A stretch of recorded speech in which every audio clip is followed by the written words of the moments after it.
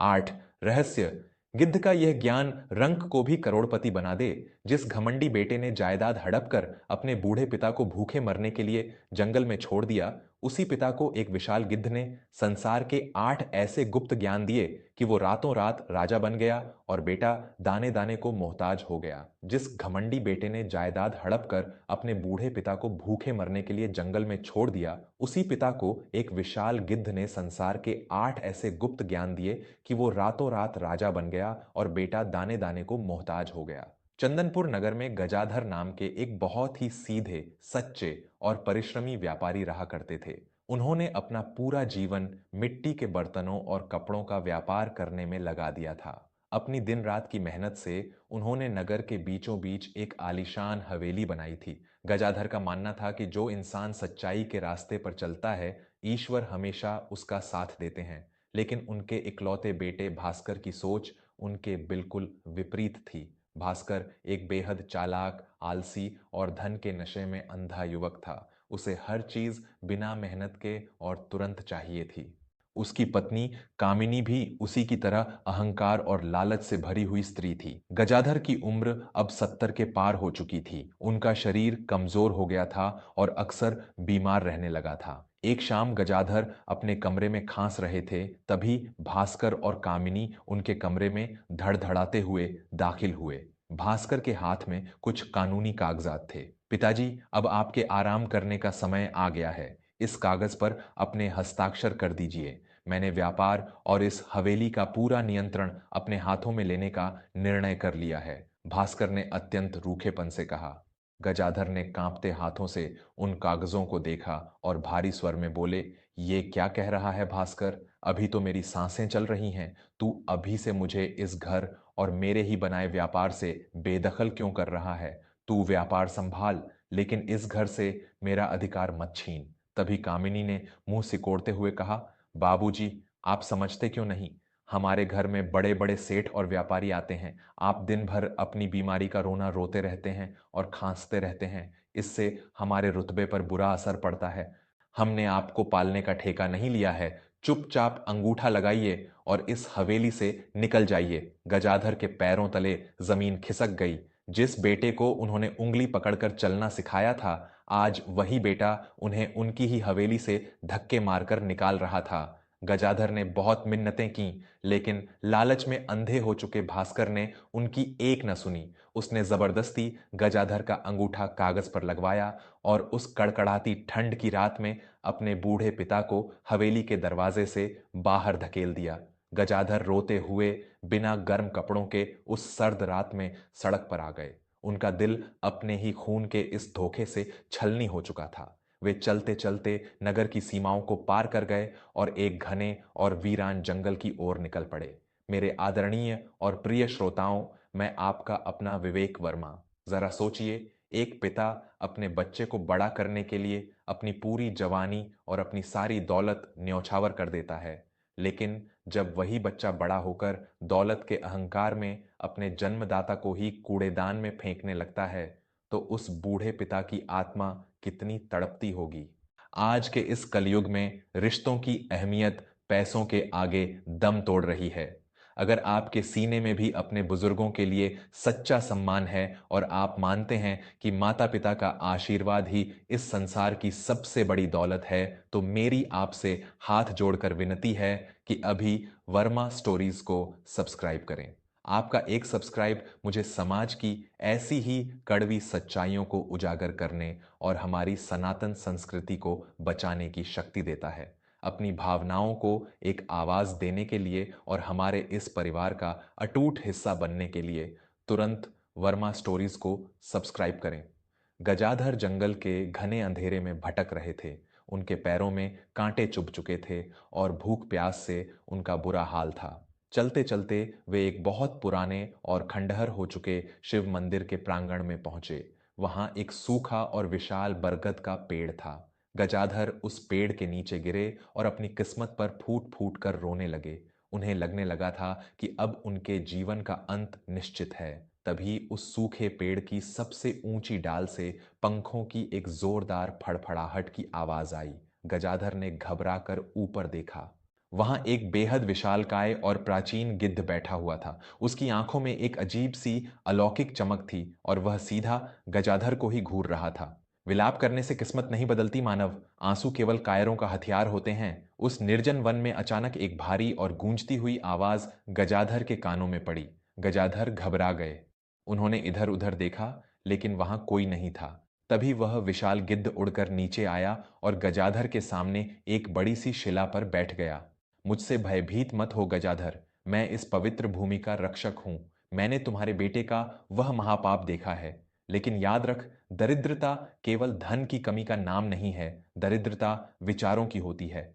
आज मैं तुझे संसार का सबसे बड़ा ज्ञान और 8 ऐसे गुप्त रहस्य बताऊंगा जिन्हें जो भी मनुष्य अपने जीवन में उतार लेता है, वो रंक से साक्षात कुबेर बन जाता है और उसे जीवन में कभी कोई हरा नहीं सकता। उस चमत्कारी गिद्ध ने स्पष्ट शब्दों में कहा। गजाधर ने हाथ जोड़ लिए और कांपते स्वर में कहा, हे दिव्य पक्षी, मेरा तो सब कुछ छिन गया। अब मेरे पास इस ज्ञान का क्या मोल है? मेरा तो अपना खून ही मेरा दुश्मन बन गया। गिद्ध ने अपनी तेज चोंच को पत्थर पर रगड़ा और बोला, ध्यान से सुन गजाधर, तेरा ज्ञान ही तेरी असली संपत्ति है। पहला ज्ञान, अतीत का विलाप दरिद्रता को न्योता देता है। जो मनुष्य अपने बीते हुए कल और अपने नुकसान का रोना रोता रहता है, लक्ष्मी उससे हमेशा के लिए रूठ जाती है। जो गया उसे भूल जा, नया आरंभ कर। दूसरा ज्ञान, मधुर वाणी ही साक्षात कुबेर का खजाना है। चाहे परिस्थितियां कितनी भी विपरीत क्यों ना हो, अपनी वाणी में कभी झर मत घोलना। मीठे बोल बोलने वाला मनुष्य शत्रुओं को भी अपना दास बना लेता है। तीसरा ज्ञान, अपनी कमाई का 10वां हिस्सा हमेशा दान कर। धन की रक्षा तिजोरियां नहीं करती, धन की रक्षा दान करता है। जो इंसान अपनी कमाई का हिस्सा बेसहारों में बांटता है, प्रकृति उसे 100 गुना करके लौटाती है। चौथा ज्ञान, अपनी दुर्बलता और अपना भेद कभी किसी को मत बता। जिस प्रकार एक बंद मुट्ठी की ताकत कोई नहीं जान सकता, उसी प्रकार जो मनुष्य अपनी योजनाएं और अपनी कमजोरियां गुप्त रखता है, उसे कोई धोखा नहीं दे सकता। तूने अपने बेटे पर अंधा विश्वास करके अपनी कमजोरी बताई और उसने तुझे लूट लिया।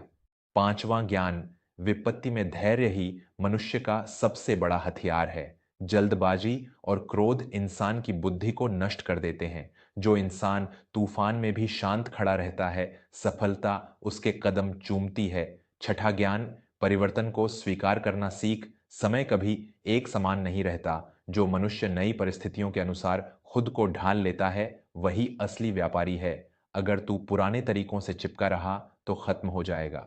सातवां ज्ञान, कभी भी किसी छोटे या आश्रित का अपमान मत कर। याद रख गजाधर, चींटी भी हाथी को मार सकती है। जो इंसान अपने से छोटे रुतबे वालों का सम्मान करता है, उसका समाज में हमेशा दबदबा कायम रहता है। गजाधर मंत्रमुग्ध होकर उस दिव्य गिद्ध की बातें सुन रहे थे।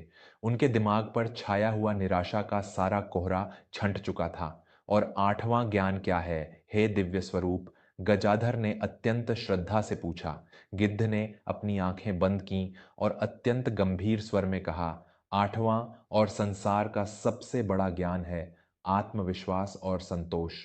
जिस इंसान को अपनी मेहनत पर अटूट विश्वास है और जो अपने पास मौजूद संसाधनों में संतोष करना जानता है, उससे बड़ा राजा इस ब्रह्मांड में कोई नहीं। आज से तू इन्हीं 8 बातों को अपना मूल मंत्र बना ले। इस मंदिर के पीछे की जमीन खोद, वहां तुझे कुछ स्वर्ण मुद्राएं मिलेंगी। उन्हें उठा और एक नए नगर में जाकर अपने जीवन की नई शुरुआत कर। जा, महादेव तेरा कल्याण करेंगे। ये कहकर वह विशाल गिद्ध पंख फड़फड़ाते हुए घने अंधेरे में उड़ गया। मेरे प्यारे दोस्तों, हमारे शास्त्रों में कहा गया है कि प्रकृति का हर जीव हमें कोई ना कोई शिक्षा अवश्य देता है। जब इंसान हर तरफ से हार जाता है, तब ईश्वर किसी ना किसी रूप में आकर उसका मार्गदर्शन जरूर करते हैं। क्या गजाधर इन 8 ज्ञान की बातों को अपनाकर अपनी खोई हुई दौलत वापस पा सकेंगे? क्या उस घमंडी बेटे भास्कर को अपने किए की सजा मिलेगी? अगर आपको भी लगता है कि ज्ञान और सही संस्कार ही इंसान की सबसे बड़ी दौलत है, तो मेरी आपसे हाथ जोड़कर विनती है कि वर्मा स्टोरीज को अभी सब्सक्राइब करें। आपका जुड़ना हमें यह एहसास दिलाता है कि आज भी समाज में सच्चे ज्ञान और आध्यात्मिक मूल्यों की कद्र करने वाले लोग जिंदा हैं।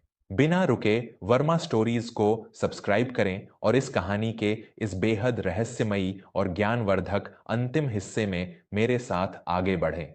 गजाधर ने मंदिर के पीछे की जमीन खोदी और सचमुच उन्हें वहां एक पुराने कलश में कुछ स्वर्ण मुद्राएं मिलीं। उन्होंने ईश्वर को धन्यवाद दिया और रातों रात वहां से मीलों दूर स्थित एक बहुत बड़े नगर सूर्यपुर की ओर निकल पड़े। सूर्यपुर पहुंचकर गजाधर ने गिद्ध के उन 8 ज्ञान के सूत्रों को अपने जीवन में उतार लिया। उन्होंने अतीत का रोना छोड़ दिया।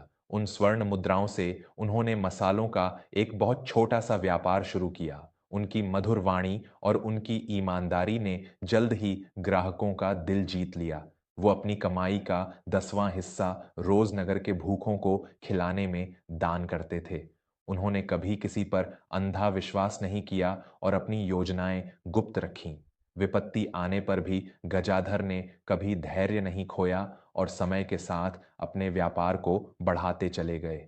उन्होंने अपने यहाँ काम करने वाले छोटे से छोटे सेवक को अपने परिवार का हिस्सा माना। महज 5 वर्षों के कठोर परिश्रम और उन 8 दिव्य रहस्यों के बल पर गजाधर सूर्यपुर के सबसे बड़े और सबसे अमीर व्यापारी बन गए। उनका व्यापार 7 समंदर पार तक फैल गया। उन्होंने एक ऐसा विशाल महल बनवाया जिसकी तुलना राजा के महल से होती थी।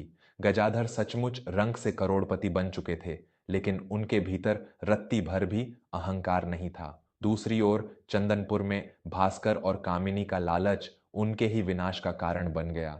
गजाधर के जाने के बाद भास्कर ने व्यापार में कई गलत और जल्दबाजी भरे फैसले लिए। उसका अहंकार इतना बढ़ गया था कि वो ग्राहकों और अपने सेवकों का रोज अपमान करता था। मीठी वाणी की जगह उसके मुंह से हमेशा गालियां निकलती थीं। नतीजा यह हुआ कि सारा व्यापार चौपट हो गया। उसके सेवकों ने उसका साथ छोड़ दिया। कामिनी के दिखावे और बढ़ते खर्चों ने उन्हें भारी कर्ज में डुबो दिया। लेनदारों ने उनकी हवेली पर कब्जा कर लिया और उन दोनों को धक्के मारकर सड़क पर निकाल दिया। जिन रिश्तेदारों को वो दावतें देते थे, सबने उनसे मुंह फेर लिया।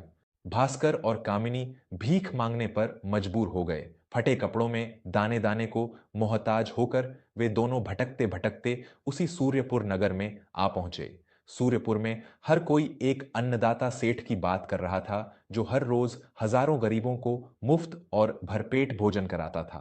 भूख से तड़पते हुए भास्कर और कामिनी भी उस सेठ के अन्न क्षेत्र में जा पहुंचे। जब वे दोनों भोजन की पंक्ति में बैठे और सेठ अपने हाथों से उन्हें भोजन परोसने आया, तो दोनों की आंखें फटी की फटी रह गईं। वो अन्नदाता सेठ कोई और नहीं, उनके पिता गजाधर थे। गजाधर रेशमी कपड़ों में थे और उनके चेहरे पर एक अद्भुत तेज था। भास्कर और कामिनी के हाथ से भोजन की थाली छूट गई। वे दौड़कर गजाधर के पैरों में गिर पड़े और फूट फूट कर रोने लगे। मुझे माफ कर दीजिए पिताजी, मुझे माफ कर दीजिए, भास्कर बच्चों की तरह बिलख रहा था। मैं दौलत के नशे में अंधा हो गया था। मैंने आपको धक्के मारकर निकाला, लेकिन ईश्वर ने मेरे अहंकार को कुचल दिया। आज मैं दाने दाने का मोहताज हूं। मुझे सजा दीजिए पिताजी, मैं आपका सबसे बड़ा गुनहगार हूं। कामिनी भी आंसू बहाते हुए जमीन पर सिर पटक रही थी। गजाधर ने अपने बेटे को उठाया। उनकी आंखों में भी नमी थी, लेकिन उनके चेहरे पर एक अजीब सी शांति थी। उन्होंने गिद्ध का वो पहला ज्ञान याद किया, अतीत का विलाप नहीं करना चाहिए। गजाधर ने शांत स्वर में कहा, मैंने तुम्हें उसी दिन क्षमा कर दिया था भास्कर, जब मैं जंगल में भूखा सो रहा था। तुम सोचते थे कि हवेली छीनने से इंसान अमीर बन जाता है, लेकिन तुमने ये नहीं जाना कि जिस घर में बड़ों का अपमान होता है और जहां मधुर वाणी नहीं होती, वहां लक्ष्मी कभी नहीं टिकती। दरिद्रता तुम्हारे पैसों में नहीं, तुम्हारे विचारों में थी। मैंने वो 8 गुप्त ज्ञान सीख लिए हैं जो इंसान को कभी गरीब नहीं होने देते। गजाधर ने उन दोनों को क्षमा कर दिया और उन्हें अपने महल में आश्रय दिया, लेकिन उन्होंने अपना व्यापार भास्कर के हाथों में नहीं सौंपा, बल्कि उसे एक साधारण सेवक के रूप में शुरुआत करने को कहा, ताकि वो मेहनत और ईमानदारी की कीमत समझ सके। भास्कर और कामिनी का सारा घमंड चूर चूर हो चुका था और अब वे एक सुधरा हुआ जीवन जी रहे थे। दोस्तों, ज्ञान से बड़ा कोई हथियार नहीं और संस्कारों से बड़ी कोई दौलत नहीं। जो इंसान अपने बड़ों का सम्मान नहीं करता, जो दान नहीं करता, जिसके पास धैर्य नहीं है और जिसकी वाणी में ज़हर है, वो चाहे कितना भी पैसा कमा ले, एक दिन उसका पतन निश्चित है। भगवान हमें हर रूप में ज्ञान देते हैं, बस हमारे पास उसे समझने की दृष्टि होनी चाहिए। अपने अहंकार को मारिए, इन 8 अनमोल वचनों को अपने जीवन में उतारिए। मैं दावा करता हूं कि आपको दुनिया की कोई भी ताकत आगे बढ़ने से नहीं रोक पाएगी। मैं आपका अपना दोस्त विवेक वर्मा अब आपसे विदा लेता हूं। अगर इस कहानी ने आपके मन के अंधकार को मिटाया है और आपको जीवन में सफल होने का एक सच्चा मार्ग दिखाया है, तो कृपया मेरी आपसे हाथ जोड़कर विनती है कि वर्मा स्टोरीज को अभी सब्सक्राइब ज़रूर करें। आपका एक सब्सक्राइब हमारे इस परिवार को और मजबूत बनाता है और मुझे आपके लिए ऐसी ही जीवन की दिशा बदल देने वाली कहानियां लाने की प्रेरणा देता है। इस कहानी को अपने परिवार के हर सदस्य और हर उस इंसान तक पहुंचाएं जिसे आप सच्चा प्यार करते हैं। कमेंट्स में जय श्री राम जरूर लिखें और मुझे बताएं कि आप इन 8 ज्ञान की बातों में से किसे सबसे पहले अपने जीवन में उतारेंगे। वर्मा स्टोरीज को सब्सक्राइब करके हमेशा ऐसे ही दिल से हमसे जुड़े रहें, स्वस्थ रहें, मस्त रहें और अपनों के प्यार के साथ हमेशा आबाद रहें। धन्यवाद।